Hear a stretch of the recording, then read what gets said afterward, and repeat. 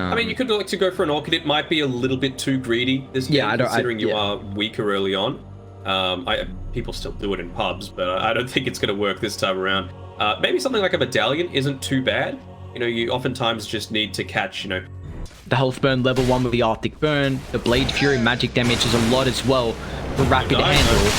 Yeah, Xinkyu might end up giving away first blood. Tries to play around with the Pharaoh Fire attempt, but not too long before the field. He's in a little bit of a vulnerable position here, being caught in. Nice use of the shards here to lock him in place.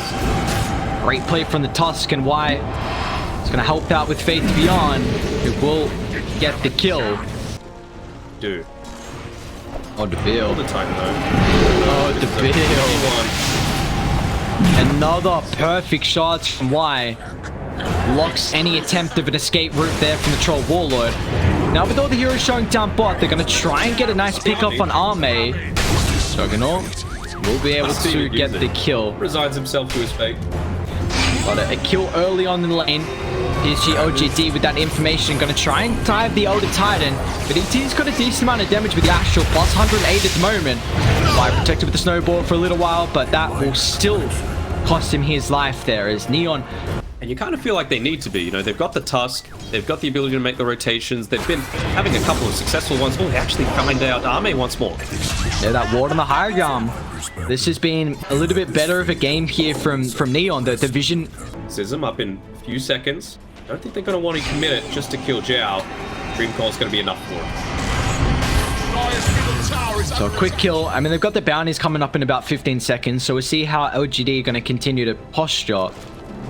But it's Y that has some reinforcements coming down. They're too far away. The tier 1 mid and tier 1 bot is pretty much dead middle. So the help a little bit too slow there. But they will at least have 2 heroes by the bounty. And Rapid's actually going to move on forward straight into 2 ultimates. Hassan's preventing any Ravage opportunity. He's got it up and ready and available, but there is absolutely no backup to make it worthwhile for himself. As meanwhile, Xinkyu will still drop. Yopaj finds a nice kill. That he might. Bit uncharacteristic so far this game from Innocence. Missing the shards. He's done an incredible job to lock them in. Arme coming over with Healing Ward. Is that going to be enough? The Serpent Wards are doing a lot of damage, and they get rid of the Healing Ward as well. The last it is. Unfortunately, the Tusk unable to get away. So I need to join the rest of his team, though. It's pointless having this item that allows you to survive if you're not surviving. Not again. Oh, Arme. This time, Neon have his number. 3 deaths here, but a quick jump in, nothing to say. Wants a little bit of revenge. Nice jaunt away. He's locked in 2 with the coil, and they've got the extra control as well with the Silence Void Spirit's about to expire here. Yopaj Astral Step, unfortunately, still on cooldown, as Neon will lose 2 for the kill on Arme. Make it a 3rd as well. Xinkyu just in the nick of time to be able to cancel Rapid's TP with the Winter's Curse. The Tide, I mean, TPs are coming over, but they're going to bring him down, and ET even face checks as well.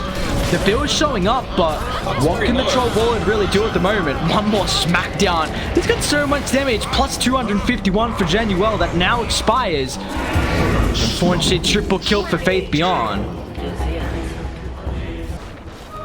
Time they've done it, they've been able to get a kill onto the Chug. Mid lane, DP.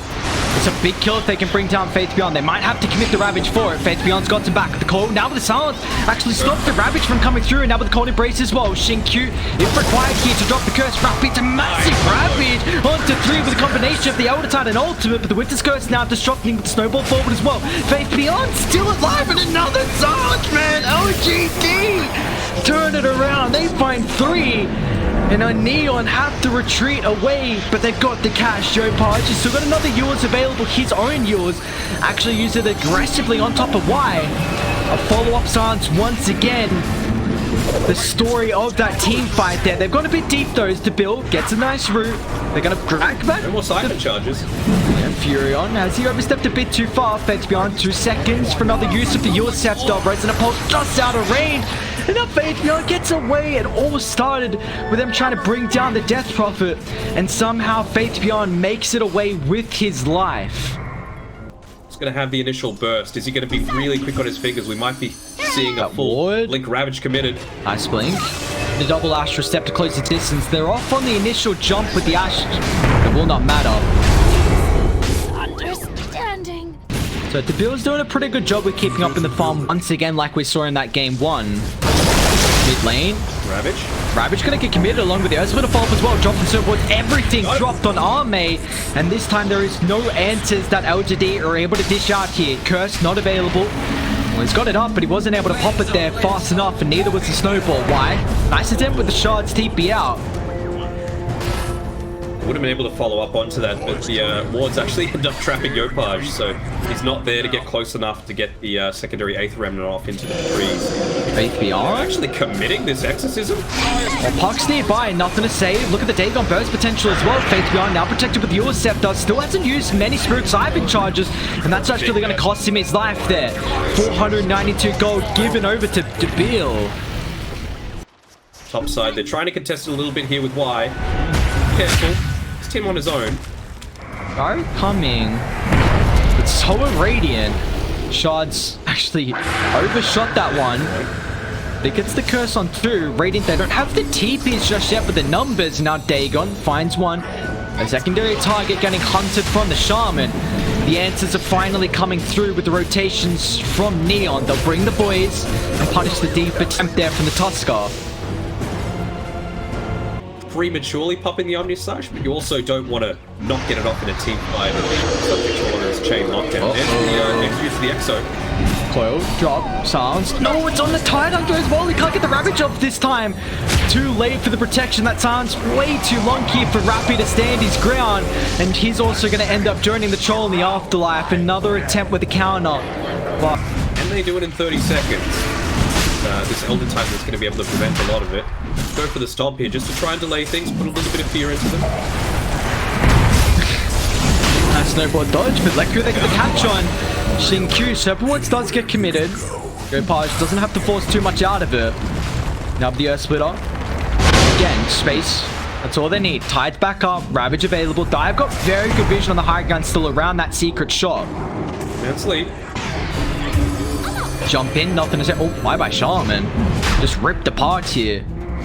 That ward still, you got to keep that in mind. LGD, they're going to reset. Troll's back alive. Going to be super difficult for the Troll Warlord to actually not get kited in these fights. X's and Pop. Poe's just on 1 with a curse. That finds more heroes onto 2 as Troll just shreds apart his own teammate. Neon losing a couple to start, and they're even going to lose more as well as Faith Beyond can just charge up unrelentlessly. 3 end up losing their life as they are going to be able to claim some objectives now around the top to mid area as well. Bill? What is this movement? BKB pop from Faith Beyond. The rest of the team going to be so slow to get there. BKB as well used for Debil. And now they see the rest of Radiant. They're outside the base and they want to punish. Nothing to say. He's got Coil. Blink up in 5 seconds. But the shot, the only escape route is blocked off from Y. At least everyone else will get away but Januel. They're just going to burn him down with the AoE damage, and that they will do. LGD, as Debil is still sticking around, they get the call on the Void Spirit. It was showing in the river. Why can he get any control off before the Dissimulate? He cannot. But he still jumps over straight to the hands of Faith Beyond. And Silence is there, sets up for the follow-up. And Arme crits him down. Had to get one to go.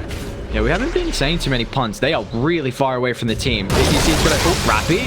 Dropping the Ravage, but a quick BKB from Faith Beyond. Now with the counter up. Yopaj has got an extra silence.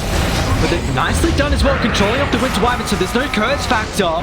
The build, Battle Trance, BKB pop, but is unable to lock in Arme thanks to the shot. Is moving incredibly fast now with the BKB over, along with the ultimate. The build, they just chuck everything. Juggernaut instantly evaporates the Troll Warlord, no buybacks available. He's found the target of Rappy as well. He's able to blink after the curse, but Arme can continue hunting as meanwhile inside the base, Faith Beyond, along with nothing to say.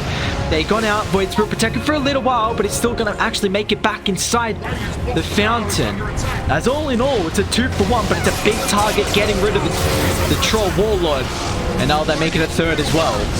It's a 2-for-1, but it's a 2 and 5 Troll Warlord. That's the difference here.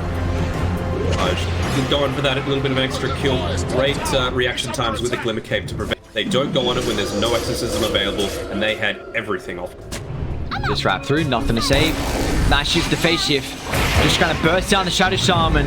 Nicole getting popped is going to be able to do so successfully. Outside the base, Yopaj trying to disrupt the Winter Wyvern backline. Rappy at least gets a TP, so they still have the Tide Hunter to be able to utilize for this fight.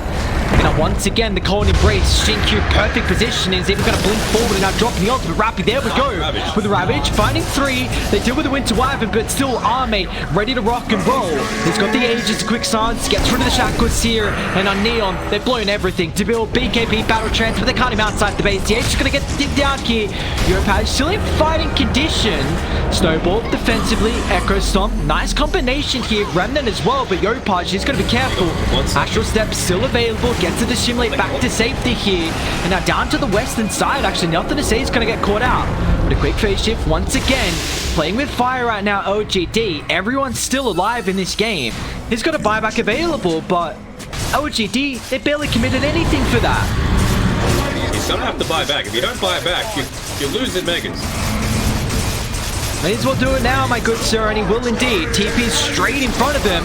Nothing to say with a quick stance. Prevents the Shaman lockdown, so it allows PSG.LGD to reset. But now with the Ravage once again. Rapid fight 3 with the Ice Splitter. Is this the fight they're looking for here? Jug gets melted. The Snowball, Cold Embrace, a little bit too late. LGD, though, still able to turn. Finally, the curse going to come through from Shinkyu. Troll Wallet's able to kill off his own teammate, but he still wants to take the battle straight to them as Shinkyu bashed up will fall. It's all or nothing to say, and Death Prophet, as they're still sticking around, actually pushing Radiant back inside the base. It's such a heavy price to pay, though. You know, you've still got the last few seconds of this exorcism, only the range tracks left. You force the buyback, and well, that's still Team is about to get Megas. Oh, Dagon. High by Tide Hunter. Yopaj gets a nice silence. Is there any extra control? Coil on 2 to build. Doesn't have a way to get rid of the coil stun. He's just going to move on forward without BKB or battle trance.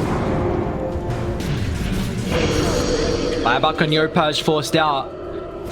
But Faith Beyond does not care. Moving up on forward. Leveler now in their hands as well. They're buying up whatever items they can get for the defense. To build Desolator. The Exorcism Ghost. Dealing with the T4 tower. They're going to try and commit heavily here. Nice counter on the backline as well. They're going to try and deal with the supports. Meanwhile, but it will not matter. Faith Beyond is too tanky for this. The initial jump is all for naught here as they're both stuck inside the surf once. Meanwhile, Arme able to deal with the backline here. Shaman job. ET is able to buy back, but they're just going to call it. There's absolutely nothing Neon can do. And PSG.LGD will take this series here 2-0 in incredibly convincing fashion. Right on the 40-minute mark as well. Very nice. For one that loves nice round numbers. But there's a nice round number of a 2-0. Big goose egg coming through from Neon. Not